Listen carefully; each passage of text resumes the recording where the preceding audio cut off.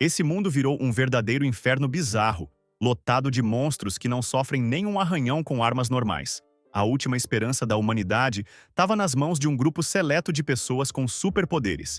E entre eles, só os mais fortes faziam a diferença.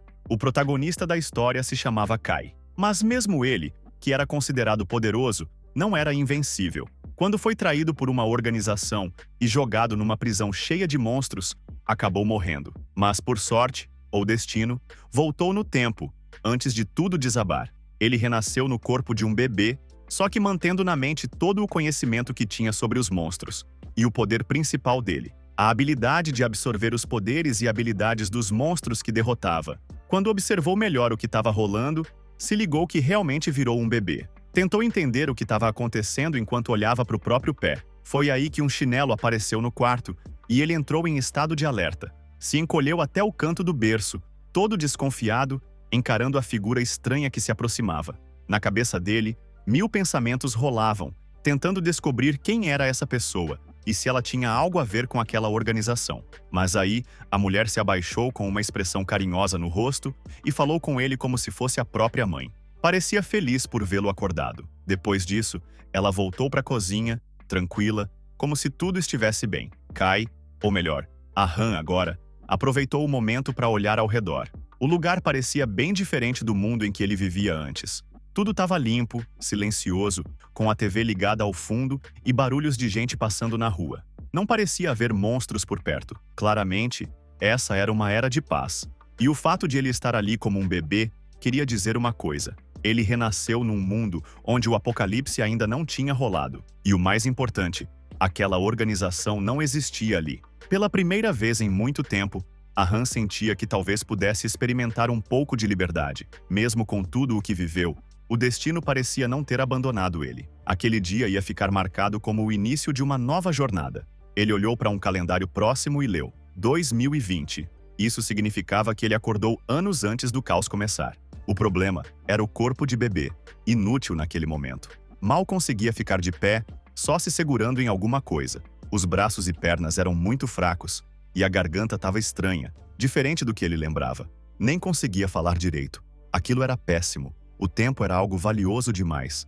Não dava para ficar brincando de bebê quando o mundo estava prestes a virar de cabeça para baixo. Ele então olhou para a mãe e ficou se perguntando se podia confiar nela. Pensou que talvez ela pudesse ser usada como uma espécie de ferramenta para atingir os objetivos dele. Mesmo que ela não parecesse muito confiável, era o único adulto que ele podia acessar no momento. Imaginou se ela tinha alguma habilidade útil, mas as esperanças foram embora rápido. Viu várias caixas caindo da prateleira e percebeu que ela era bem atrapalhada. Tentava cozinhar, mas jogava farinha para todo lado. Quase botou fogo na casa só tentando fazer o café da manhã. De fato, não era nada habilidosa, mas mesmo assim, ela se esforçava para cuidar dele. O cabelo ainda queimado pela explosão da cozinha era uma prova disso. Aquilo já parecia o fim do mundo, e o futuro da nova vida dele estava longe de ser fácil.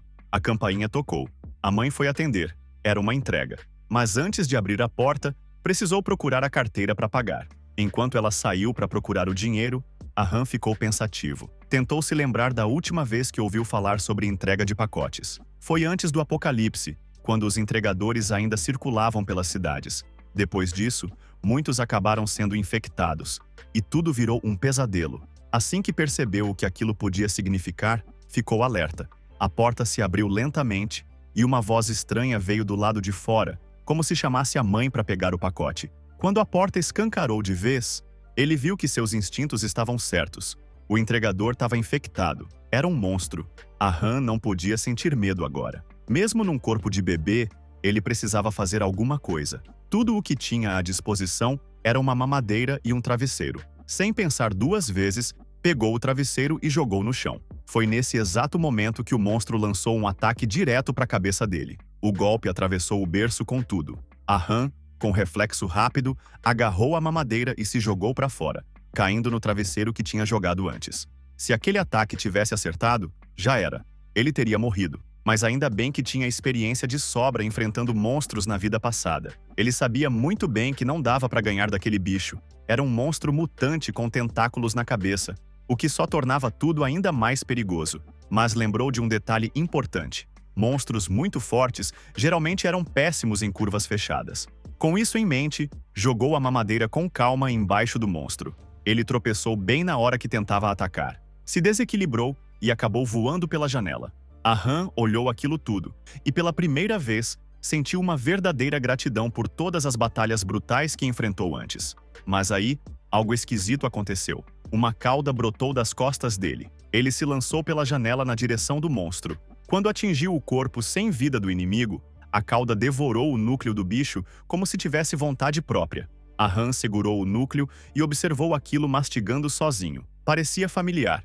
Era a mesma habilidade da cauda de sapo que ele teve na vida passada. Uma habilidade absurda. Mas o estranho era que ele ainda tinha aquilo mesmo depois de reencarnar. Lembrou que o grande apocalipse rolaria dali a 4 anos. E na outra vida, Kai só nasceu 3 anos depois do desastre. Tudo parecia confuso. Mas uma coisa era certa. Ele teve sorte de renascer com essa habilidade. Na vida anterior, ele só conseguiu aquele poder depois de absorver o núcleo de um monstro que também tinha uma cauda de coiote. E ainda tinha outro ponto a favor. Quanto mais jovem alguém despertava um poder, mais forte essa pessoa podia se tornar. A Han quis testar isso. Transformou a mão numa lâmina afiada e deu um golpe no berço que se entortou na hora. Na outra vida, ele virou classe S aos 7 anos. Mas agora, com esses poderes desde bebê, tinha potencial para se tornar uma lenda, uma verdadeira classe SSS. Essa seria a chance de alcançar tudo o que queria: fama, riqueza e mulheres lindas. Com essa ideia na cabeça, decidiu que não valia mais a pena ficar naquela casa fingindo ser um bebê indefeso. Começou a engatinhar, pronto para encarar a nova vida. Mas o berço que ele tinha amassado antes começou a cair, apontado direto para ele. A Han tentou escapar, mas o corpinho não respondeu. A estrutura de metal despencou e a última coisa que ele viu foi a mãe correndo desesperada em sua direção. Foi nesse instante que uma lembrança invadiu a mente dele. O professor cruel da vida passada, que obrigava ele a passar por testes horríveis.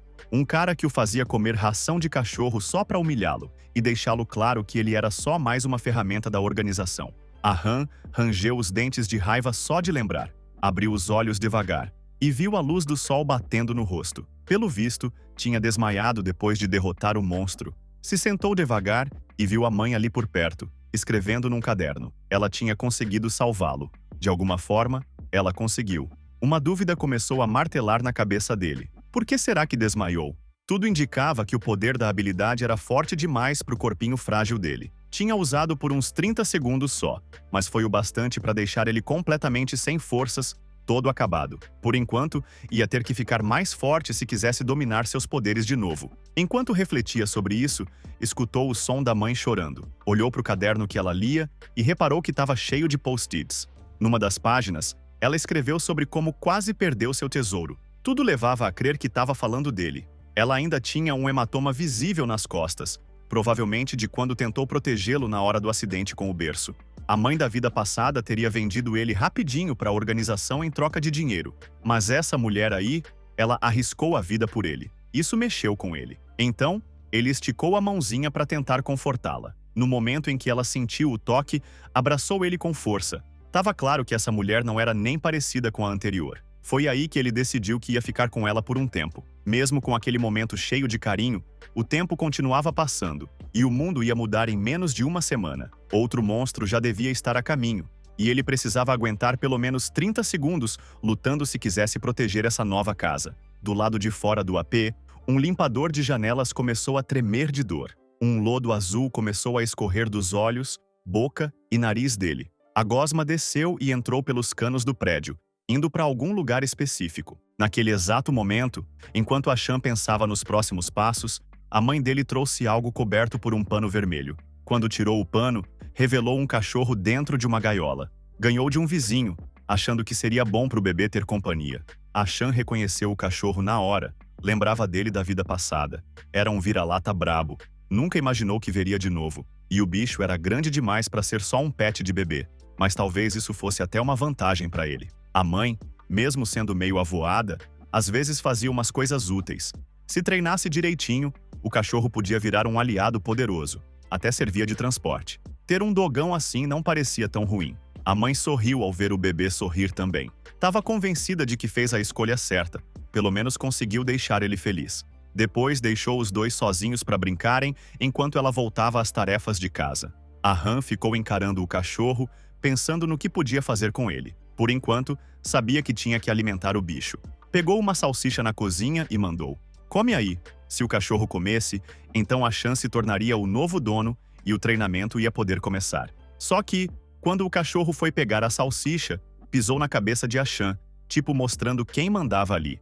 Mesmo sem entender o que o bebê dizia, ele claramente não ia aceitar ser mandado por alguém com 2 palmos de altura. E com as patas bem firmes, deu um soco na cara do bebê, jogando ele longe. Depois virou tranquilão para comer sua salsicha em paz. Mas Ashan não ia deixar barato. Com um grito de guerra, pulou no cachorro e os dois começaram uma briga. A mãe, vendo tudo, só ria das brincadeiras deles. Parecia que já estavam se dando bem. Enquanto isso, na cozinha, ela percebeu que a farinha tinha acabado. Quando se abaixou para pegar mais, um lodo azul monstruoso saiu da pia e surgiu bem atrás do cachorro e do bebê, que ainda estavam no meio da luta. A criatura foi direto em direção à mulher, que nem percebeu, ainda procurando outro saco de farinha. O monstro foi para cima, mas o cachorro entrou em ação e pulou na frente dele, empurrando a mãe para o armário embaixo da pia, salvando ela bem na hora. Por sorte, ela nem notou o que estava rolando ali atrás. Enquanto o monstro e o cachorro se enfrentavam, a Han observava com um olhar de tédio. O bicho era fraco demais para causar problema de verdade, mas ainda assim era bem chato. Como era feito de gosma, ataques cortantes ou que perfuravam não funcionavam. Então, ele precisava achar outro jeito de vencer. A mãe ainda tentava sair do armário, reclamando da dor na cabeça, totalmente alheia à batalha intensa acontecendo logo atrás. A gosma começou a enrolar o cachorro, que estava se transformando em algo bem esquisito. A Shan sabia que tinha que agir rápido antes que a situação saísse do controle. Lembrou das lutas antigas e de como esse tipo de monstro era fraco contra coisas secas. Precisava achar algo para secar ele. Olhou em volta e viu a garrafinha cheia de leite em pó. Sem pensar 2 vezes, lançou no monstro. A gosma começou a recuar e encolher, pulando por toda a cozinha, surtada com a secura e o pó. Aproveitando o pânico do bicho, a Han pegou ele com uma lata de lixo. Parecia que finalmente tudo tinha se acalmado. O cachorro e a mãe espiaram atrás do balcão. Só que, naquele momento, a mãe derrubou farinha neles, deixando os dois ainda mais zonzos do que já estavam.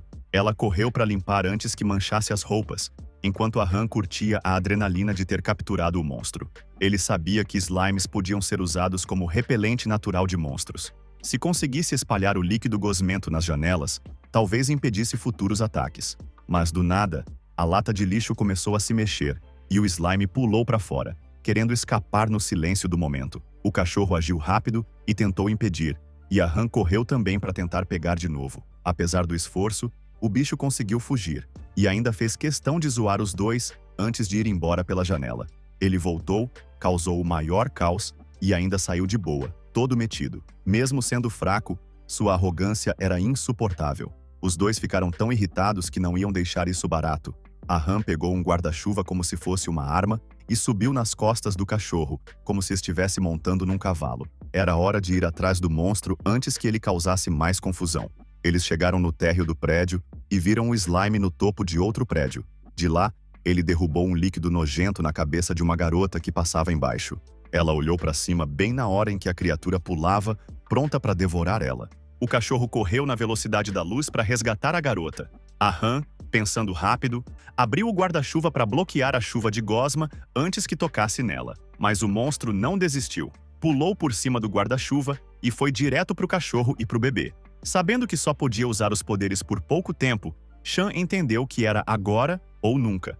Mandou um socão com tudo que tinha, perfurando o slime e destruindo o bicho de uma vez. A criatura explodiu e seu líquido caiu como uma chuva ao redor deles.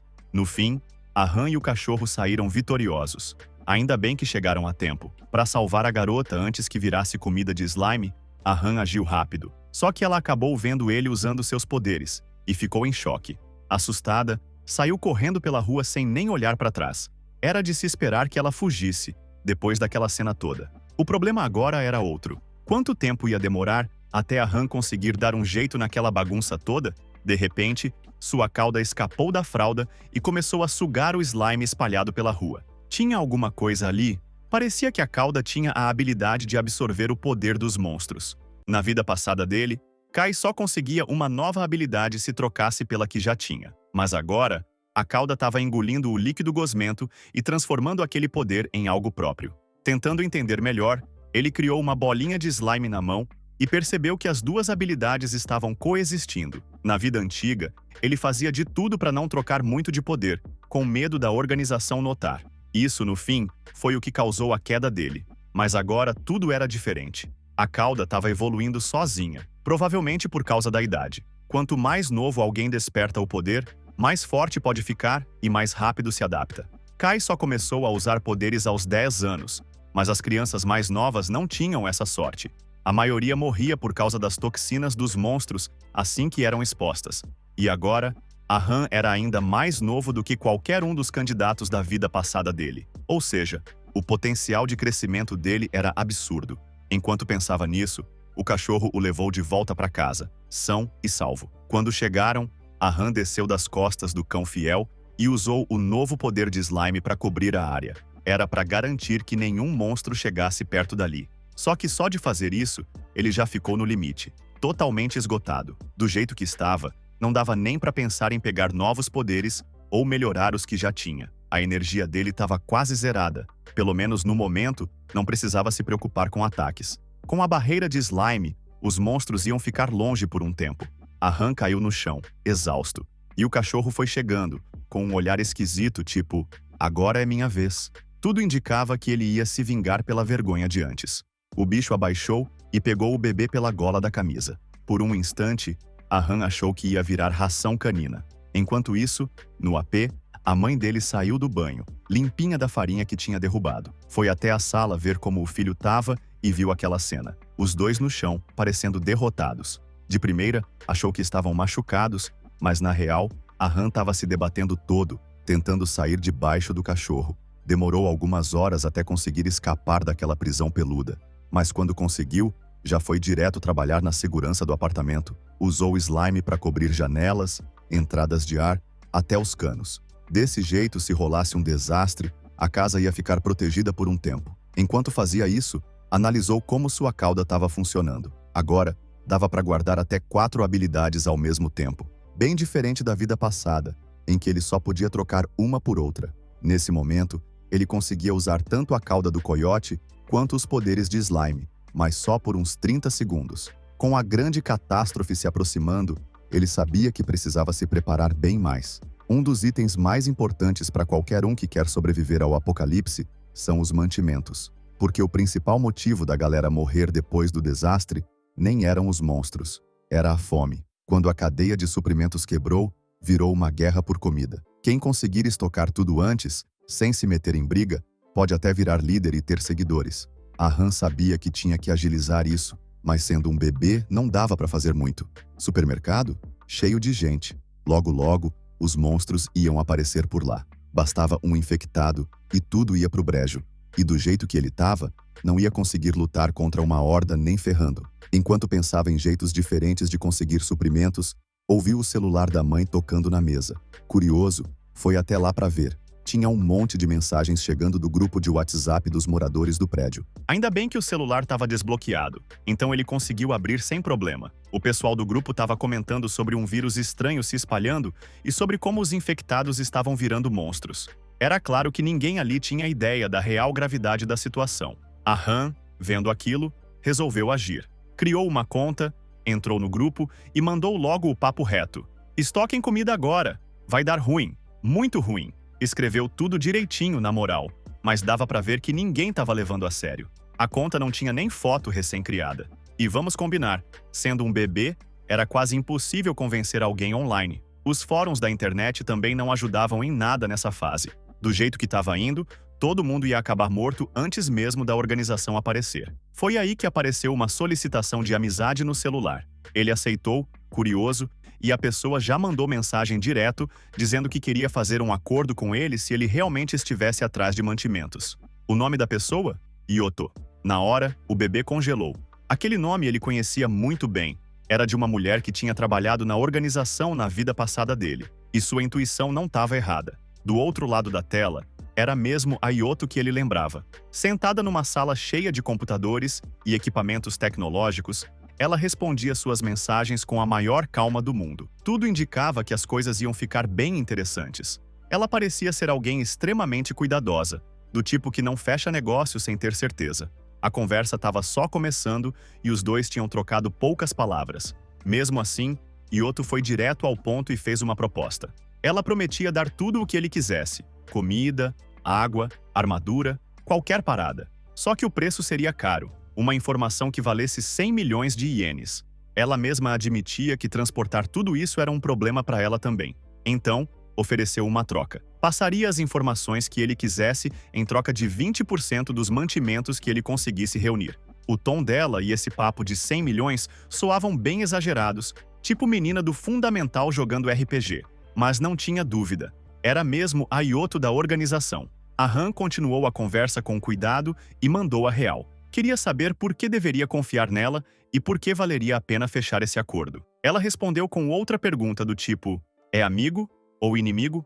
Ele preferia 1000 vezes que todo mundo se desse bem, sem tretas ou desconfiança, principalmente com um bebê envolvido. Sabia que causar confusão à toa seria só burrice. Assim que concordou, já mandou logo a pergunta: onde estavam os suprimentos? Ela respondeu que tinha deixado as informações dentro de uma caixa de correio, no térreo do prédio onde morava. Mesmo que a tal organização ainda não existisse de verdade, Yoto já mostrava ser uma mulher perigosa, dessas que usam qualquer dado ao próprio favor. Quando ela coloca os olhos em alguém, usa todos os truques que conhece para tirar o máximo da pessoa. E o pior, ele nem fazia ideia do que ela realmente queria com essa aproximação repentina. Provavelmente só queria jogar umas informações na roda para atrair ele, tipo isca para armadilha. Mas dessa vez, Shan não cairia tão fácil. Já conhecia bem os truques dela, e agora era ele quem ia mover as peças. Mesmo assim, antes de fazer qualquer coisa, decidiu tirar um cochilo de 2 horas. Quando acordou, estava com a energia no talo e pronto para ir atrás das informações. Só que aí bateu um problema. O elevador tinha câmera de segurança e ele não estava a fim de mostrar a cara tão fácil assim. Foi então que olhou para as escadas. Mas chegando lá, caiu a ficha. Ainda era um bebê, sem chances de subir tudo aquilo com o corpo que tinha. A única solução seria contar com seu parceiro de 4 patas. Olhou para o cachorro que estava esparramado dormindo no sofá e soube que ele era sua única salvação. Shan foi lá tentar acordar o bicho puxando o rabo, mas o cão não curtiu nada e deu-lhe um tapa com a própria cauda, mandando o moleque voando com a bochecha vermelha. Shan pensou que já tinha domado a fera, mas era claro que não. Mesmo com esse carinho do cão, os dois se davam bem. Foi aí que Shan reparou em algo no balcão da cozinha, uma caixa de petiscos. E aí, teve uma ideia. Suborno. Pegou um punhado de petiscos, colocou perto do focinho do cachorro e pronto. Em segundos, o bicho se levantou e aceitou o trato na hora. Apesar de cara de bravo, o vira-lata era fácil de agradar. Com o transporte garantido, o plano era chegar logo onde Yoto tinha deixado as informações antes que a mãe dele acordasse. Montado no cachorro, foi atravessando o prédio até alcançar a área das caixas de correio. Uma carta rosa se destacava ali no meio, chamando a atenção. Sem dúvidas, era aquilo que ele queria. Mas aí notou algo tenso, uma câmera apontada direto para a área. Yoto queria usar aquilo para identificar ele, e se conseguisse, venderia suas informações na hora, acabando com toda a vantagem que Chan tinha. Ela nem ligava para gente aleatória, então ele precisava se manter no anonimato de qualquer jeito. A única saída era confundir tudo. Chan ativou seus poderes, estendendo uns tentáculos finos e vermelhos pela sala, vasculhando cada canto atrás de mais câmeras escondidas. Além da câmera principal do prédio, ele achou mais 3 escondidas, provavelmente instaladas pela própria Yoto. Ela estava mesmo desesperada para saber quem ele era. Do outro lado, na sala de controle cheia de monitores, Yoto ria toda empolgada achando que alguém ia cair no plano dela de novo. Mas, sem ninguém se aproximar direto da caixa de correio, ela recebeu uma notificação. Alguém tinha pegado o panfleto, correu para ver as filmagens, e tudo que apareceu foi um cachorro parado ao lado da caixa. O que ela não sabia era que atrás do bicho estava Shan, escondido, lendo a carta na surdina. Usando um ponto cego das câmeras, ele conseguiu se proteger com o cachorro e dar uma espiada no conteúdo do panfleto. Disfarçadamente, pegou o folheto e vazou dali sem ser notado. Era uma propaganda de uma promoção especial num mercado ali perto, provavelmente seu próximo destino. Quando terminou de ler, o celular começou a explodir de mensagens da Yoto, cobrando para saber quem ele era. Shan só riu e respondeu que até revelava, mas só se ela pagasse 100 milhões de ienes. A resposta fez Yoto surtar de raiva. Detestava ser subestimada. Decidiu que ele ia se arrepender por ter mexido com ela, e sem perder tempo, ativou um sistema de vigilância em forma de aranha escondido no esgoto. A criatura tinha câmera, resistia à poeira, água, calor, ímã, choque, tudo. Direcionou a aranha direto para onde Shan e o cachorro estavam. Mas, bem na hora em que a aranha ia cumprir a missão, um chinelo voou e esmagou o robô. Yoto gritou desesperada. O brinquedinho de 30 milhões de ienes tinha virado pó. E quem fez isso? A mãe de Shan, que tinha descido para procurar os dois depois de notar que estavam sumidos. Enquanto ela chorava pelo robô, o sistema de áudio da aranha ainda funcionava, e do alto-falante dava para ouvir a voz de uma mulher. Foi aí que Yoto percebeu que a função de chamada ainda estava ativa. Dava para ouvir e ser ouvida. Pegou o microfone na hora e começou a soltar ameaças, dizendo que só porque destruíram a aranha não quer dizer que venceram. Avisou que agora que ouviu as vozes, podia expor tudo sobre eles na internet, mas ninguém respondeu. As vozes do outro lado só falavam entre si, comentando sobre o tempo frio e as roupas leves. Foi aí que caiu a ficha. Ninguém a ouvia. Ela estava falando sozinha o tempo todo. E pior, nem com toda a rede de contatos conseguiu descobrir quem era o tal sujeito. Quem quer que fosse, estava completamente fora do radar dela. Enquanto isso, Shan conseguiu uma carona tranquila de volta pro AP, graças à mãe, que aproveitou para dar uma bronca por ele ter saído sozinho e avisou que era perigoso. A aranha mecânica estava destruída, mas ainda funcionava uns 4%. Mesmo assim, Yoto entrou em contato de novo e, para surpresa de Shan, disse que ia entregar as informações de graça junto com os suprimentos, que já tinham sido entregues, aliás. Foi até decepcionante ver como ela cedeu fácil, considerando o trabalhão que tinha dado. No fim das contas, Shan não levou bronca. A mãe achou que o cachorro que tinha aberto a porta e o bebê saído enquanto dormia. Mesmo assim, decidiu prender o cão por um tempo para evitar confusão. Segundo Yoto, um novo supermercado estilo armazém ia abrir logo, e ela ia mandar os suprimentos de lá. Tudo coisa que ela pegou emprestado de outros. Do jeito que estava agindo, até parecia boazinha. Se Shan fosse buscar os materiais, teria que ser rápido. Mas o primeiro problema era: como chegar nesse mercado? Ele deixou o panfleto em cima da mesa para ver se a mãe reparava, mas ela nem notou. Não dava para simplesmente contar que o fim do mundo estava chegando. Tinha que agir com jeitinho. Pensando num plano, ouviu ela dizer que só restavam 5 dias de leite. Era a deixa perfeita. Shan derrubou o copo de leite de propósito na mesa e fingiu estar dormindo. Quando a mãe veio limpar a bagunça, olhou o panfleto, pegou e começou a pensar na possibilidade. De acordo com o plano de Akan, finalmente chega o dia de ir ao armazém. A mãe dele o veste com roupas rosas, o que deixa o garoto totalmente frustrado. Enquanto eles estão fora, o cachorro foi deixado em casa com comida suficiente. Quando chegam no supermercado, antes de poderem entrar, um segurança se aproxima rapidamente e pergunta o que eles estão fazendo ali. Ele avisa a mãe de Akan sobre uma doença infecciosa que está se espalhando e diz que as pessoas precisam evitar sair de casa. Ela tenta explicar que só quer comprar leite em pó para o bebê, mas o segurança não aceita desculpas. Ele é um funcionário do governo e, com o tempo, Akan sabe que o governo logo vai embora e não precisarão mais se preocupar com isso. O guarda, apenas seguindo as ordens, diz que ela deve voltar para casa. No entanto, enquanto fala com ela, ele não percebe que um monstro se aproxima sorrateiramente por trás. De repente, o monstro coloca a mão na cabeça do guarda e, num piscar de olhos, aperta até a cabeça do homem explodir como um balão de sangue. O monstro então vira sua atenção para a mãe e o filho. A criatura é muito maior do que tudo o que Akan já enfrentou antes, e é também um tipo proliferativo, o que significa que não tem fraquezas específicas. Akan sabe que precisa agir rápido, senão ele e sua mãe vão morrer ali.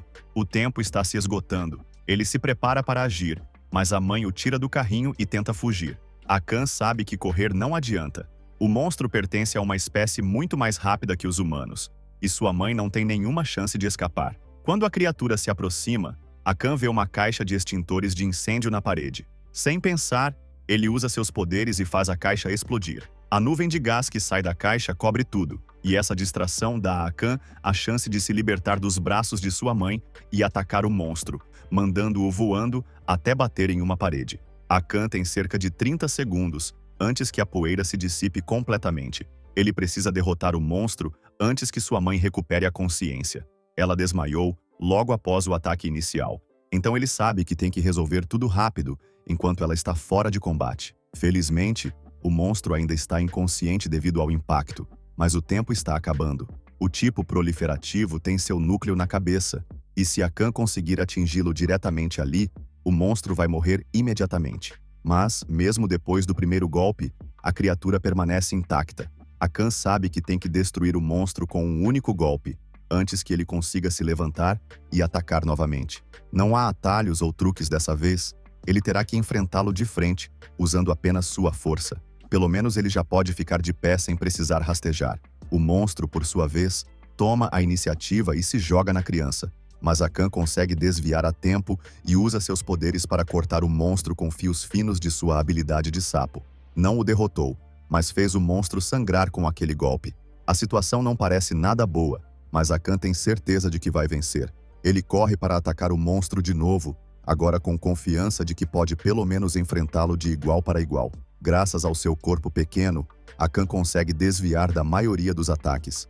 Ele usa os fios de seu poder para girar em torno do inimigo, cercando-o completamente. Quando ele pousa, os fios cortam o monstro rapidamente. Parece que agora ele tem a vantagem, mas ainda precisa dar um golpe direto na cabeça para derrotá-lo de vez. Felizmente, o tamanho enorme do monstro torna difícil acertar um bebê que se move tão rápido. A criatura não consegue usar toda a sua força, porque é forçada a se mover rapidamente, o que limita seu poder. Para o monstro, é como tentar pegar um rato correndo em alta velocidade. Akan finalmente consegue ultrapassá-lo em velocidade e inteligência, enfraquecendo o monstro até ele quase não conseguir mais se mover. Tudo isso graças à experiência que Akan adquiriu em batalhas, desde sua vida anterior. Com os ataques constantes, o poder do monstro foi muito reduzido. Só mais um golpe e ele estará derrotado. Mas Akan não pode se dar por vitorioso ainda. Mesmo fraco, o monstro ainda tem força o suficiente para arrancar um dos espinhos de suas costas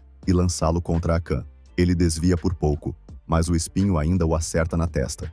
Akan salta para longe, criando uma boa distância entre ele e o monstro, antes que ele consiga lançar outro projétil. Se o monstro continuar atacando assim, Akan não terá chance de chegar perto o suficiente para dar o golpe final. A melhor opção agora é pensar em uma nova estratégia, talvez um ataque surpresa ou encontrar uma maneira de distraí-lo. O tempo também não está a seu favor, pois logo ele vai começar a sentir os efeitos colaterais do uso excessivo de seus poderes. A melhor opção seria fugir e tirar sua mãe de lá, antes que ela se machuque, enquanto ele ainda tenta decidir o que fazer. Então, Akan percebe que sua mãe finalmente acordou e está procurando por ele desesperadamente. Parece que o tempo passou mais rápido do que ele imaginava. Ela está visivelmente confusa e começa a procurá-lo. De repente, ela se depara cara a cara com o monstro, com os olhos arregalados de choque. Em vez de correr, ela coloca a mão no bolso para pegar algo, e Akan grita com todas as suas forças, pedindo para ela fugir, pois sabe que ela não tem a menor chance contra aquela fera sozinha. Mas, como uma boa mãe, ela também tem alguns truques na manga. Ela tira uma arma de choque do bolso e atira no monstro, eletrocutando-o intensamente, o que o deixa paralisado. Pode não ser a solução mais convencional, mas é exatamente a distração que Akan estava esperando. Aproveitando a oportunidade, Akan pula do topo do prédio para as ruas. No momento em que o monstro se recupera, ele dá um golpe que faz a mãe de Akan voar para trás, caindo no chão, convenientemente virando as costas para o monstro. Nesse momento, Akan desce do céu com um ataque massivo, determinado a acabar com aquele monstro de uma vez por todas. O monstro olha para cima, no exato momento em que vê um bebê com uma grande carga de energia na perna, caindo a toda velocidade. O ataque atinge a cabeça da criatura diretamente, partindo-a em dois e matando-a instantaneamente. Sua mãe ainda está inconsciente no chão quando Akan se aproxima para verificar como ela está. Embora ele ainda não esteja completamente apegado a ela, ele percebe que a situação teria sido muito mais perigosa sem a intervenção dela. Ela não só veio procurá-lo no meio de todo o caos, mas também arriscou sua vida para protegê-lo. Akan sabe que tem um longo caminho até ser alguém útil, mas ao menos agora ele sente que pode confiar nela. Justo quando ele pensa que a situação está controlada, os efeitos colaterais do uso excessivo de seus poderes começam a aparecer e ele desaba ao lado de sua mãe, perdendo a consciência. Quando ele acorda mais tarde, percebe que tem uma bandagem na cabeça e que um homem estranho com olhos vermelhos está olhando para ele, enquanto troca sua fralda. Akan não reconhece o homem e, como reação, urina nele para tentar assustá-lo. A mãe de Akan corre para se desculpar, preocupada que o homem possa se ofender, mas ele apenas enxuga o rosto calmamente. Ele entende que provavelmente assustou o bebê e pergunta à mãe de Akan se ela está bem com o cachorro, o que indica que ela conhece aquele homem. Parece que ele é o antigo dono do mestiço e agradece por cuidar dele. Porém, o que realmente preocupa Shan é o fato de que a mãe de Ashan parecia agir como se nada tivesse acontecido, mesmo depois de ter visto com os próprios olhos o monstro que os atacou. Ele percebeu que o cabelo dela estava molhado, o que indicava que ela provavelmente tinha chorado escondida enquanto ele dormia. Em meio a tudo isso, o homem os chamou para se juntar a ele e aos outros para irem pegar mais mantimentos. Isso chamou a atenção de Ashan, pois ele sabia que, com a ajuda de outras pessoas, poderia monopolizar os recursos, o que não era uma má ideia. Mas antes de ir com eles, havia algo que ele precisava fazer. Ele saltou do carrinho e correu até os restos da criatura que havia derrotado, usando sua cauda de sapo para absorver o núcleo do monstro. De repente, ele ganhou uma nova habilidade, a de endurecimento. Agora, ele podia usar sua cauda como um escudo, uma habilidade que se fundia diretamente ao seu corpo. Quando estava voltando ao carrinho, ele ouviu uma conversa telefônica do homem estranho que havia conhecido antes. O cara estava falando com alguém, dizendo que tanto ele quanto a mãe de Ashan eram um peso, e que a única razão para carregá-los era usá-los como isca, aproveitando-se deles em uma emergência. Ashan sabia que o cara era perigoso, mas não tinha tempo de agir. Ao tentar se esconder atrás de um caminhão, ele acabou batendo e foi ouvido pelo homem, que imediatamente se virou para atacar, achando que havia alguém espiando. Quando viu que era só um bebê, o homem abaixou a guarda, dando um sorriso irônico e perguntando como Ashan havia chegado até ali.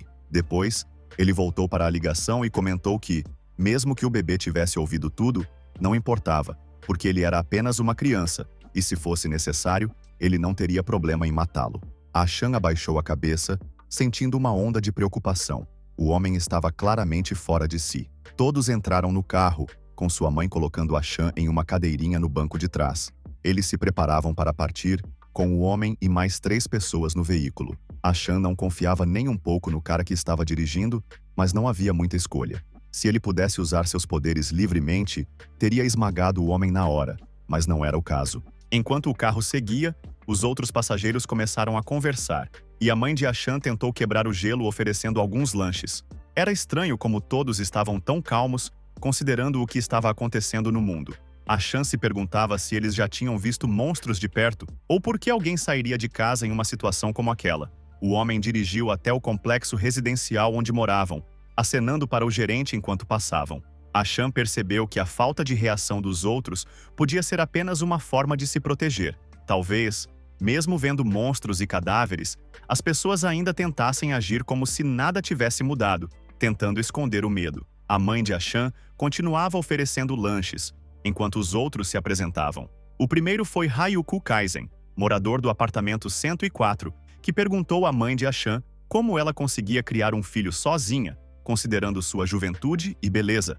Ele comentou também como sair com um bebê em uma situação dessas era extremamente perigoso. A mãe de Ashan admitiu que, no começo, pensou em deixar o filho em casa, mas ele começava a se comportar de maneira estranha toda vez que ficava sozinho. Depois de muito pensar, decidiu levá-lo com ela. Ashan estava desconfortável com a conversa e queria que sua mãe parasse de falar, mas sabia que ela estava apenas refletindo sobre tudo o que ele havia causado nos últimos dias. No banco da frente, estava Shin Manoru, do apartamento 504. O motorista comentou que a mãe de Ashan havia se mostrado útil em uma luta, especialmente depois de derrubar um monstro enorme com um simples soco. Eles também haviam trazido o cachorro na caçamba do caminhão, como reforço. Enquanto dirigiam, Ashan começou a perceber que algo estava estranho. A cidade parecia anormalmente deserta para um lugar que deveria estar infestado de monstros. Foi então que ele viu uma pessoa correndo pela estrada, claramente pedindo ajuda. A mulher tentou se esconder, mas uma mão gigante saiu de uma parede e a agarrou, sendo rapidamente cercada por vários monstros que a jogaram no chão. O motorista gritou para todos se segurarem enquanto tentava desviar dos monstros e dos carros. O caminhão atrás deles derrapou, conseguindo passar sem danos. O cachorro latia furiosamente enquanto os monstros atacavam a jovem, esmagando-a contra o chão. Ela gritava por socorro, mas ninguém podia fazer nada sem colocar a própria vida em risco. A situação estava ficando cada vez mais caótica, e Achan aproveitou o momento para analisar o que estava acontecendo. Ele percebeu que os monstros com cabeças de inseto tinham marcas de picadas nos pescoços. Isso só poderia significar uma coisa: o controlador desses monstros deveria ser um ciborgue. Ele entendeu que esses parasitas simbióticos tinham a capacidade de transformar humanos em ciborgues. Embora não fossem uma ameaça sozinhos, em grande número podiam se tornar um problema muito sério. O plano era escapar, mas, antes que pudessem, mais monstros se aproximaram do carro prontos para atacar. A situação estava ficando fora de controle, e o tempo estava se esgotando para Achan. Ele sabia que seus poderes só duravam 30 segundos, e se fosse atacado novamente, ele não teria chance.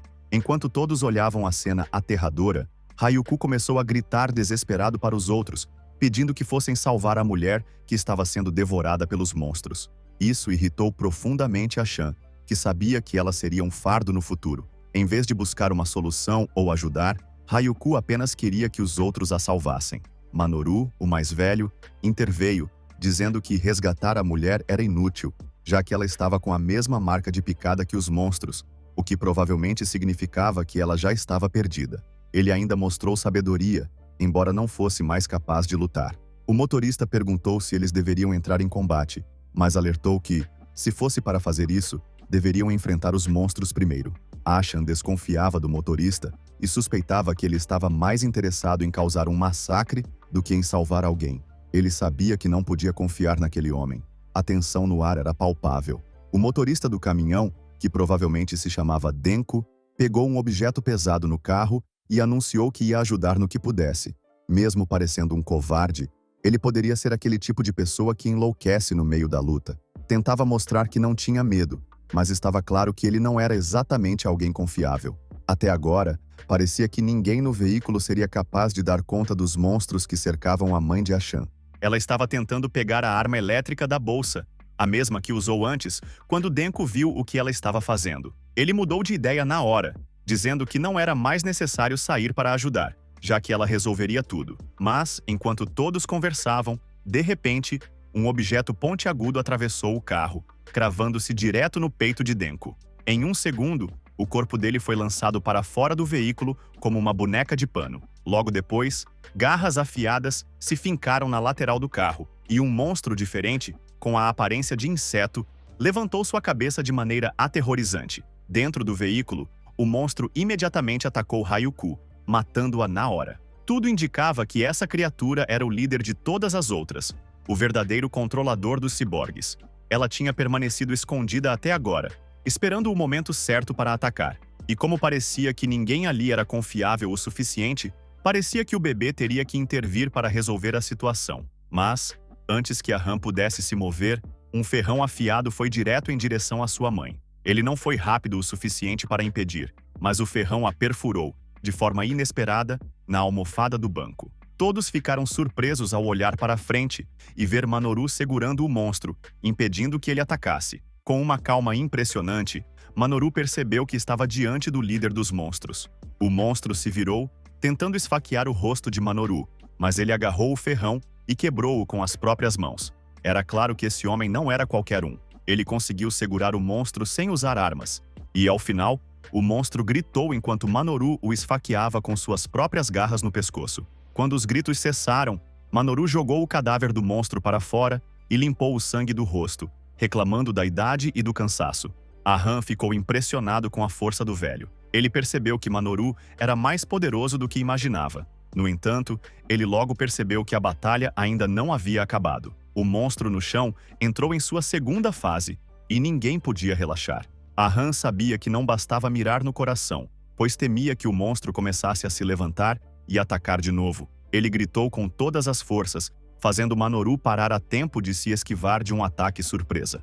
Manoru logo reconheceu o tipo de monstro que estava enfrentando, lembrando-se das batalhas que teve quando fazia parte da divisão especial de combate. Com isso, ele saltou do carro, indo diretamente ao monstro para derrotá-lo de uma vez por todas. A criatura parecia imbatível pelos métodos convencionais. Então Manoru, com toda a sua força, agarrou a cabeça do monstro e deu uma joelhada brutal em seu rosto, esmagando seu crânio. Esse movimento deixou claro que ele tinha uma técnica de combate afiada e que sua decisão de atacar diretamente na cabeça foi fruto de treinamento militar. A Han se deu conta de que Manoru tinha habilidades muito acima da média, talvez mais do que qualquer um em sua vida passada, quando ele era um dos mais poderosos da organização. A resistência contra os monstros, que havia sido feita pelo exército, estava nas mãos de homens como Manoru, e agora ele estava com eles. Depois de mais esse confronto, o grupo finalmente pôde seguir viagem até o supermercado, onde haviam ido para obter os suprimentos necessários. A mãe de Ahan sugeriu voltar para casa, mas Manoru imediatamente descartou a ideia, avisando que se voltassem agora, algo pior poderia acontecer. Eles tinham que seguir em frente. Agora, parecia que finalmente tinham alguém em quem podiam confiar. Ahan começou a pensar em como garantir que esse homem ficasse ao seu lado. Talvez pudesse manipulá-lo, enviando uma ordem falsa, ou até usar a chantagem para obter informações confidenciais. O simples pensamento de usar o velho para seus próprios fins fez Ahan sorrir maliciosamente, imaginando seus próximos passos. Manoru, no entanto, pareceu perceber o que estava se passando na mente de Ahan, acariciando sua cabeça e dizendo que Lin e Achan poderiam ficar perto dele, para que ele pudesse protegê-los melhor. Ela concordou na hora, prometendo não ser um fardo e garantindo que seguiria Manoru diligentemente. Ele respondeu que não deveria esperar muito dele, pois sua única intenção era ajudar, sem esperar nada em troca. Agradeceu por tê-los ajudado a sobreviver, especialmente após a batalha com o monstro-chefe, mas Manoru apenas respondeu que não havia de quê. Ele lembrou a Ahan que, se não fosse pelo choro dele naquele momento, o menino teria sido morto pelo ataque do monstro.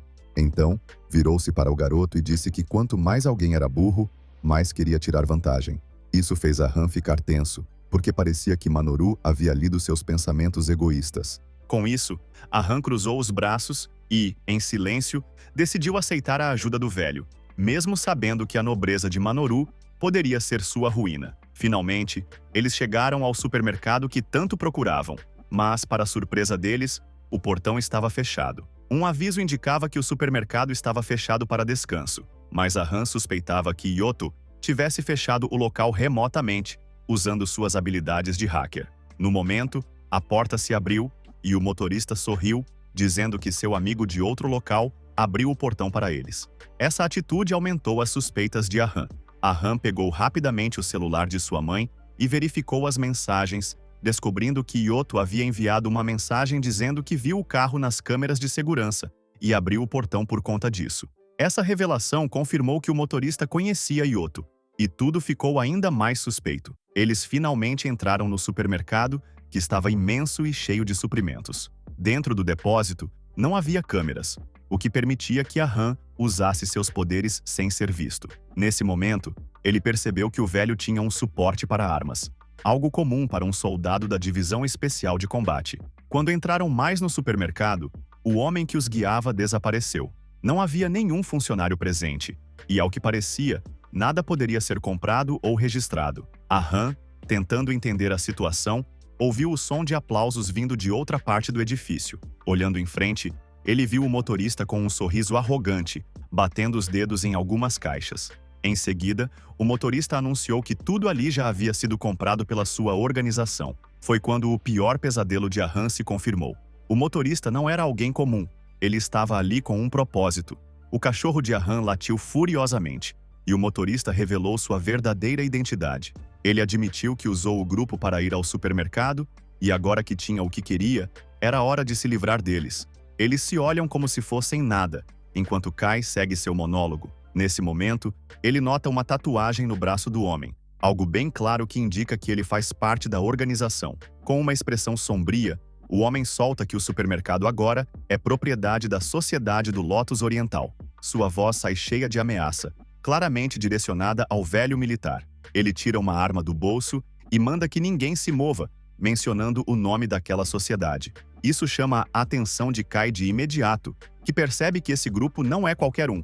Eles fazem parte de um projeto chamado Da Casa, que já vinha cometendo crimes antes mesmo do começo da calamidade. Agora, tudo começa a fazer sentido, incluindo o pressentimento que Kai teve sobre o motorista e sua arrogância. Seja lá quem for aquele cara, o bebê Kai está pronto para derrubá-lo. Enquanto isso, Lin e o velho percebem a gravidade da situação e logo notam os capangas cercando-os. Felizmente, o velho já estava preparado. Sem hesitar, ele pega uma pá e a arremessa com força em direção ao gerador próximo, fincando-a ali com um barulho estrondoso. O eco ameaça a explosão da máquina, mas o condutor permanece imóvel, sem demonstrar nenhuma preocupação, e isso não passa despercebido pelo veterano. No instante seguinte, o homem sorri com confiança e pega um controle remoto para ativar o carrinho de compras. O velho percebe que está perdendo o controle e corre para detê-lo, mas é interceptado por uma pilha de caixas que o joga para trás. Quando se levanta, ele se depara com a arma do homem apontada diretamente para seu rosto.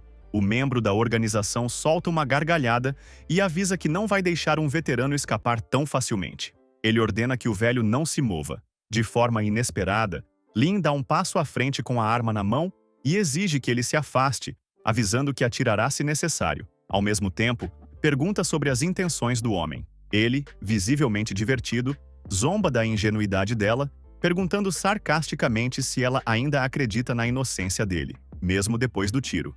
Lin, ainda presa em sua bolha de otimismo, sugere que eles compartilhem os suprimentos, como se fosse um piquenique improvisado, o que causa um riso genuíno no homem. Então, ele lembra que quando deixou o cachorro, não foi por bondade, mas porque ao tentar pegar o dinheiro do dono, já o encontrou morto. Ele achou que seria interessante ver Lin tentando cuidar de um cachorro adulto e de um bebê ao mesmo tempo. Surpreendentemente, tudo deu certo, mas agora, com a arma pronta e sem intenção de compartilhar, o homem afirma que não há recursos suficientes para todos.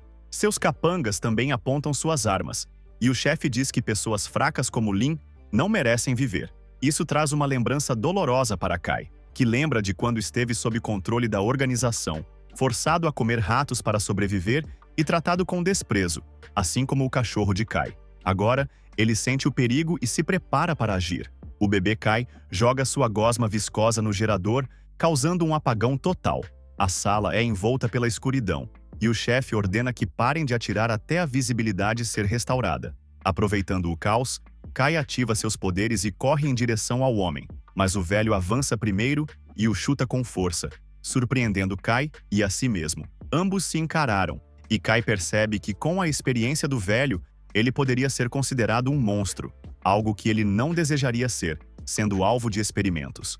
O velho, como esperado, pensa a mesma coisa, perguntando-se se o bebê é realmente uma criatura anômala. Ele se prepara para atacá-lo, e Kai, com rapidez, salta em direção a uma prateleira alta, aproveitando o ponto cego do velho. O velho liga sua lanterna, mas Kai, pensando em não ser descoberto, decide não usar a luz. Ele franze a testa, sabendo que não tem escolha, a não ser eliminar o velho primeiro. Contudo, seu plano é interrompido por um som repentino que chama a atenção de todos. Quando olham para cima, veem uma massa viscosa que os distrai. Com um sorriso travesso, Kai se acomoda em seu carrinho de compras e se prepara para assistir ao show. Para sua surpresa, a gosma assume a forma exata do velho, se transformando em um clone idêntico, que ataca imediatamente. Em segundos, todos começam a encarar suas próprias cópias. O velho xinga baixinho ao ver seu duplo na frente dele e se prepara para lutar. Lin, aterrorizada, implora para seu clone não se aproximar mais, o que chama a atenção do velho. Ele olha para o carrinho e vê Kai chorando enquanto seu clone tenta se aproximar dele. O velho salta e ataca o clone no momento em que ele tenta pegar a criança, mas fica frustrado ao ver que a criatura se regenera com facilidade, devido à sua natureza viscosa. Percebendo que a força bruta não será suficiente, ele joga sua pá de lado e decide mudar de estratégia. Ele pega uma pistola de sua caixa de armas, enquanto Lin acaba com seu clone usando uma arma de choque. Aproveitando o fato de que eletricidade é uma fraqueza das criaturas viscosas, Kai também destrói seu duplo com uma série de ataques implacáveis. O velho, por fim, destrói o seu clone com fogo concentrado, demonstrando experiência e determinação. Porém, a batalha está longe de terminar. Outra cópia viscosa se lança contra Lin, mas o velho a intercepta com um tiro preciso, no último segundo. Embora a criatura ainda tente se recuperar, ele continua atirando sem piedade, até deixá-la severamente danificada. Em paralelo, o chefe que havia sido nocauteado se levanta. O velho continua ocupado com a gosma, deixando o bebê em uma situação crítica. Frustrado, Kai sabe que não pode usar seus poderes abertamente, ou seu segredo será revelado. De repente, o chefe o surpreende, ameaçando Lin e o velho para largarem suas armas. O que o inimigo não sabe é que essa mudança de planos só facilitou as coisas para o bebê furtivo e silencioso. Kai ativa seu poder de slime e assume o controle de um dos capangas do chefe, que desativa a segurança de uma granada. Em segundos, uma enorme explosão sacode o lugar. O chefe sobrevive ao estouro, ainda segurando o bebê, e Kai aproveita o caos para roubar discretamente um núcleo de cristal de primeiro grau, sem que ninguém perceba. Ferido e em pânico, o chefe corre para outra sala e fecha a porta atrás de si, buscando refúgio. Vários subordinados o aguardam, e ele rapidamente dá ordens para prepararem o carro, já planejando a fuga. Nesse momento, Kai nota uma tatuagem no pescoço do homem e tudo se encaixa em sua mente. O cara não é ninguém menos que Lee, o verdadeiro líder da organização, o mesmo que transformou sua vida anterior em um inferno. Naquela época, Lee sempre usava uma máscara, fazendo com que Kai nunca pudesse ver seu rosto. Agora, como bebê, Kai tem o luxo de ver seu olhar. A intensidade de sua ira se torna tão forte que até Lee sente. De repente, uma névoa vermelha começa a encher a sala. É a poeira carmesim, um fenômeno letal neste mundo cheio de catalisadores. O cheiro daquela poeira era mortal. Quem inala, transforma ou morre na hora. Não demorou muito para que os subordinados de Lee começassem a mutar em bestas horríveis, lançando ataques cruéis e selvagens. Lee, sem nenhum remorso, joga Kai no meio dos monstros, planejando usar o bebê como isca para escapar. Mas Kai já sabia o que ele queria fazer e se preparou para liberar todo o seu poder. Mesmo com testemunhas, ele retira um núcleo de cristal do bolso e ativa. Em segundos, ele se transforma num guerreiro totalmente pronto para a batalha. O monstro mais próximo parte para cima dele, mas Kai, agora com seus tentáculos, para o ataque com facilidade. O poder dele, agora amplificado pelo núcleo, alcança outro nível. Os monstros nem conseguem manter sua forma. Um deles tenta atacar com um laser, mas Kai, sem hesitar, corta o feixe com seus tentáculos e perfura o corpo do inimigo, como se fosse nada. Ele percebe que agora está mais rápido, mais forte, e é quase engraçado o quanto é fácil derrotar os monstros. Lee, assistindo tudo isso, fica horrorizado. Ele não consegue entender o que está acontecendo. Não viu a transformação de Kai, do bebê para o guerreiro, e seu rosto pálido mostra claramente sua confusão. Kai, por outro lado, está satisfeito. Sabe que Lee ainda não reconheceu quem ele é, e isso torna tudo ainda mais divertido. Com um olhar sombrio e determinado, Kai avança. Ele não tem mais dúvidas. É hora de se vingar. Lee, assustado, pega uma arma e atira, mas Kai já é mais rápido do que as balas. Seu corpo, apesar de não ser o original, agora está muito mais ágil e veloz. Ele fecha a distância entre eles em um piscar de olhos, e antes que Lee perceba, Kai o joga contra a parede, quebrando-a e deixando Lee tossindo, com sangue saindo da boca. Enquanto isso, Lee murmura algo sobre uma história que ele ouviu e agora finalmente entende que era real. Kai, momentaneamente curioso, se pergunta sobre o que ele está falando, mas não tem tempo para pensar. De repente, Lee injeta uma seringa em si mesmo, e em segundos, seu corpo começa a se transformar em uma monstruosidade grotesca. Kai reconhece imediatamente o que está acontecendo.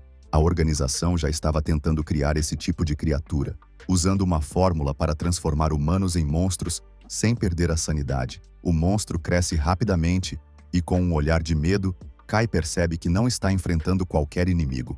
A criatura, que o ataca com brutalidade, o faz lembrar do mesmo monstro que o matou em sua vida passada. Mas dessa vez, Kai não é mais o mesmo.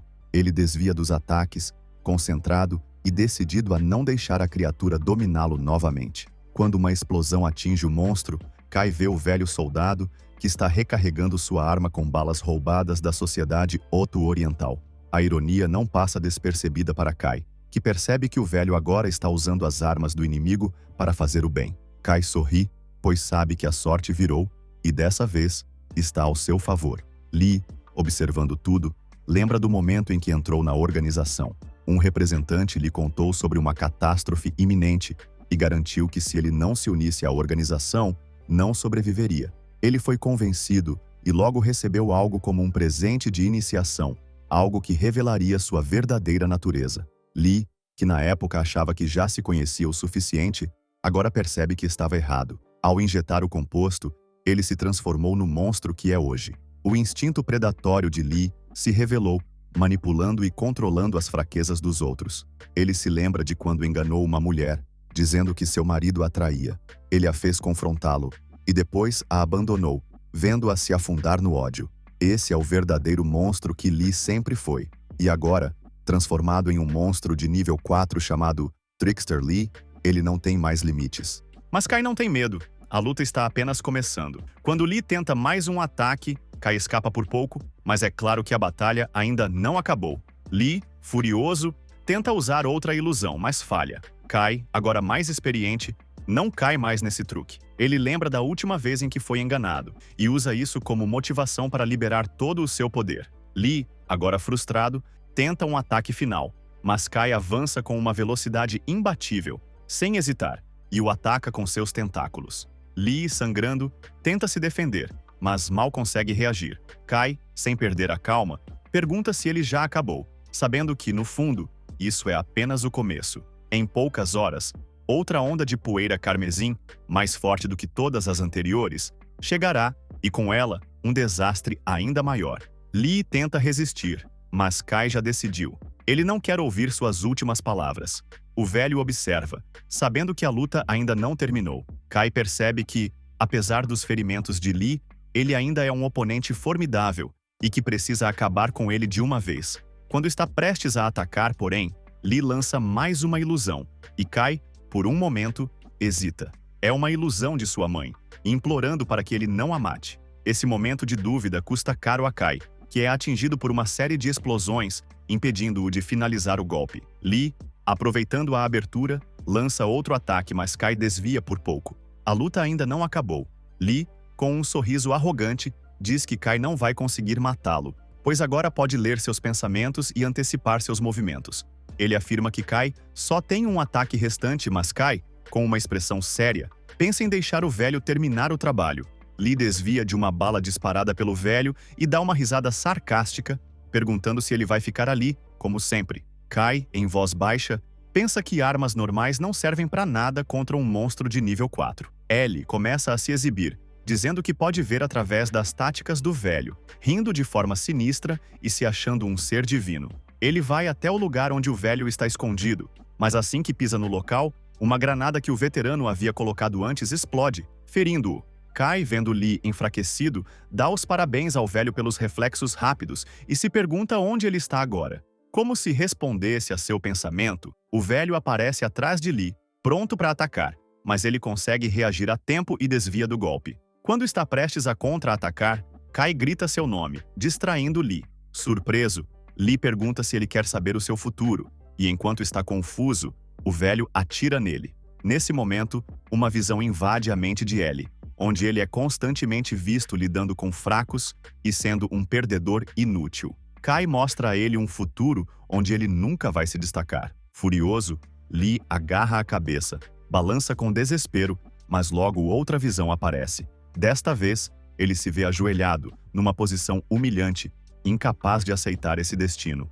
Enlouquecido, ele ataca com violência, mas acaba se ferindo. No próximo segundo, todos assistem com espanto enquanto Lee tira a própria vida. Vendo tudo isso, Kai sorri satisfeito, finalmente enganando o maior vigarista de todos. Nos últimos momentos de Lee, ele vê as memórias de Kai. Seus olhos se arregalam de terror ao reconhecer o monstro que está à sua frente. Ele grita desesperado, pedindo que Kai saia da sua mente, e com seu último suspiro, ele declara que o bebê é o verdadeiro sinal do desastre. O velho se vira para Kai, intrigado, e Lee, em seu estado quebrado, continua dizendo que Kai é o ovo da calamidade, o que deixa tanto o velho quanto o garoto atordoados. Ele avisa que ao começar essa revolução, Kai desistiu de uma vida normal, pois agora a organização não vai parar até que ele caia. Mas antes que o velho possa revelar mais, um tiro repentino silencia suas palavras para sempre. Kai e o velho rapidamente se viram na direção do tiro e descobrem uma nova figura saindo de um jipe. O homem explica calmamente que se não matarem o inimigo a tempo, o inimigo acaba se tornando ele mesmo. Quando Kai percebe que o homem faz parte do exército, ele imediatamente entra em alerta. O recém-chegado se apresenta como Capitão Leon, o Lobo da Neve, e chama o velho de mestre, agradecendo-lhe pela sabedoria passada. Mas antes que o velho e o aluno possam trocar algumas palavras, outro monstro aparece atrás de Leon, mas sem se mover, ele o elimina instantaneamente. Kai, vendo tudo de trás de uma caixa, fica surpreso. O velho então comenta com Leon que veio de propósito porque quer voltar para casa e cuidar da neta. Leon pega o telefone e implora que ele volte à base, pois o exército está em estado de emergência. Ele mostra uma foto da neta, que está segura, lembrando-o de que o exército precisa de seu comandante. Ao ouvir isso, Kai percebe que o velho é, na verdade, o comandante supremo do exército. Leon então pergunta se ele quer confirmar pessoalmente que a neta está bem, ao que o velho acena. Kai, assustado e sem saber o que fazer, tenta se mover, chamando a atenção de ambos. Em um piscar de olhos, Leon já está apontando sua arma para ele. Felizmente, Kai consegue voltar à sua forma de bebê a tempo. Leon, desconfiado, pergunta se ele é o monstro que viu recentemente, e Kai, tremendo por dentro, teme que ele atire. O velho intervém rapidamente, dizendo que foi ele quem colocou o bebê ali e que o pegou nos braços. Ele sussurra para Kai continuar fingindo, e o garoto começa a chorar como o bebê que é. Leon comenta que Kai se sai bem no papel de bebê, mas Kai percebe uma aura estranha vindo dele e o observa com mais atenção, pensando se já o havia visto antes, dentro da organização. Mais tarde, Kai é colocado em uma creche com outros bebês, e quando a enfermeira o coloca no berço, Leon ordena que ela saia, e ela obedece sem questionar. Kai finge estar dormindo, mas fica ouvindo tudo, tentando entender onde está o velho e que tipo de lugar é aquele. De repente, o choro de outro bebê chama a atenção de Leon, que começa a comentar sobre a energia do bebê, mas depois muda de tom e usa sua habilidade para fazer o bebê dormir. Kai, horrorizado, percebe que Leon pode manipular o sangue de qualquer pessoa, uma habilidade extremamente rara e perigosa, e entende que Leon não fez o bebê dormir de forma natural. Ele o deixou inconsciente, privando-o de oxigênio. Kai sabe que Leon é alguém com quem precisa ter cuidado. Depois de sua tentativa anterior de matá-lo, ele sabe que Leon pode ser um grande problema. Enquanto Kai reflete sobre suas próprias habilidades, ele se pergunta se será um dos poucos compatíveis que ativarão seus poderes antes do apocalipse. Leon então decide inspecioná-lo e ordena que ele fique em silêncio. Kai respira fundo e se contém durante o exame. Quando Leon se afasta, Kai solta um suspiro de alívio. Antes de Leon ir embora, ele comenta sobre como é engraçado que Kai tenha ficado tão bem no papel de bebê. Depois de ter certeza de que Leon foi embora, Kai pula para fora e imediatamente se lembra de Lee, um vigarista capaz de manipular mentes. Ele sabe que possui uma habilidade de absorção divina, criando uma barreira mental para proteger seus pensamentos e se proteger de quem tenta controlar seu sangue. Ele começa a pensar que talvez os outros bebês ao redor dele também sejam ovos de calamidade, como ele ouviu na sua vida passada. Ele entende que todos foram colocados ali de propósito. Kai começa a analisar a situação, lembrando-se do exército que foi eliminado pela organização na sua vida anterior, e percebe que o velho claramente não confia em Leon, já que insistiu em verificar pessoalmente a segurança da neta.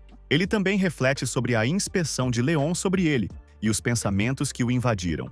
Nesse momento, ele se lembra brevemente de sua mãe e de seu cachorro, mas logo deixa esses pensamentos de lado. Sua prioridade é elaborar um plano de fuga.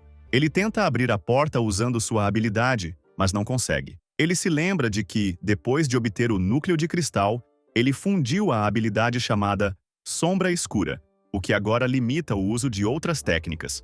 Por enquanto, ele só pode usar a Barreira Escura Divina, que é útil para resistir a ataques mentais, e a Sombra Escura, que é poderosa, mas arriscada para a sua situação. Então ele decide esperar e observar melhor as intenções dos outros ao seu redor antes de se expor. Até agora, fingir ser um bebê tem sido bem eficaz. De repente, ele percebe algo estranho vindo de outro berço. Um bebê cujas pernas se transformam em galhos de árvore, confirmando que essa criança também é compatível. Ele começa a ver vários outros bebês manifestando habilidades diferentes e lembra que, em sua vida passada, essas crianças sempre foram mantidas em confinamento. Agora ele entende que todas foram colocadas naquele lugar, provavelmente com algum propósito. De repente, uma videira aparece e começa a se enrolar em Kai, levantando ele do chão. Ele tenta se soltar, mas não consegue. Por um segundo, pensa se deve usar seus poderes, mas nesse exato momento, uma outra criança aparece e o ajuda a escapar. Era um menininho de 5 anos que, de forma bem calma, lhe diz para simplesmente fingir que está dormindo. Kai fica sem palavras, surpreso ao ver que uma criança tão pequena já tinha o controle total de suas habilidades. Ele murmura uns palavrões baixos quando ouve um barulho atrás dele, desaparecendo rápido demais. Ele cai no chão, se virando para ver algumas enfermeiras entrando na sala para fazer uma inspeção. Então, ele finge que está dormindo, como a criança disse. A enfermeira-chefe manda que recolham todos os bebês, e um deles se levanta também. Kai começa a se perguntar o que está realmente acontecendo e qual é o objetivo disso tudo. Logo depois, eles colocam todos os bebês no chão. Quando ele entreabre os olhos, percebe que estão cercados por total escuridão. Um pensamento aterrador surge em sua mente. Será que vão forçar a gente a lutar até a morte? Isso não o surpreenderia, já que isso era uma prática comum na organização em sua vida anterior. Ele também sente a presença de alguém da organização por perto e começa a engatinhar, enquanto outros bebês também começam a se mexer e olhar para cima. Ele vê Leon observando tudo de um andar superior. Antes que possa pensar mais, ele vê um monstro se aproximando de um dos bebês. Inicialmente, as crianças acham que os bebês serão usados como comida para a criatura, já que não se lembram de tê-los visto antes, mas logo percebem que o monstro está acorrentado, o que não significa que estejam a salvo. Eles logo deduzem que as correntes são temporárias e que, em algum momento, o monstro será solto. A tensão é forte, e a criança que o ajudou antes se aproxima, pegando um bebê chorando e colocando-o em um lugar seguro, bem longe da criatura. Enquanto observava os outros bebês e Leon, Kai começa a entender. Todos ali foram reunidos para lutar contra o monstro, provavelmente para forçar a ativação de suas habilidades. Isso se encaixa no que ele sabe sobre o plano da organização, o Plano Cão Doméstico. Depois da queda de Lee, esse plano foi delegado a Leon. Naquela época, Leon revelou que tudo o que ele tinha dito na frente de seu professor era uma farsa. Com um sorriso educado, ele pede que todos não o decepcionem, apertando um botão que inicia o teste. As correntes que prendem o monstro se quebram, e a fera corre em direção a Kai, que mal consegue se esquivar, sentindo sua orelha sendo ferida. Ele vê que o monstro parece ser de nível 2, e embora tenha confiança em sua habilidade de derrotá-lo, fica em dúvida sobre as habilidades das outras crianças. Olhando ao redor, vê que os outros estão apavorados, e uma das menores começa a chorar. O choro dela imediatamente chama a atenção da besta, que muda de alvo e vai direto para o bebê. Mas, nesse momento, a menina ao lado dela, que estava assustada, acaba liberando sua habilidade ligada a galhos de árvore. Instintivamente, ela ativa várias videiras. Kai vê isso e faz um sinal positivo, esperando que a garota consiga segurar o monstro por mais um tempo. Nesse momento, Leon também percebe a habilidade da menina, que ele identifica como um tipo de videira. Ele comenta que é uma habilidade promissora, especialmente considerando que ela é de nível 1. Porém, logo ele desvia sua atenção para Kai, que ainda não demonstrou nenhuma habilidade. Leon está convencido de que Kai deve ser um usuário de habilidades, e pensa que ele com certeza vai despertar alguma habilidade quando estiver encurralado em uma situação extrema. Justo nesse momento, o monstro consegue se soltar das vinhas com uma explosão de força, e se prepara para liberar todo o seu poder.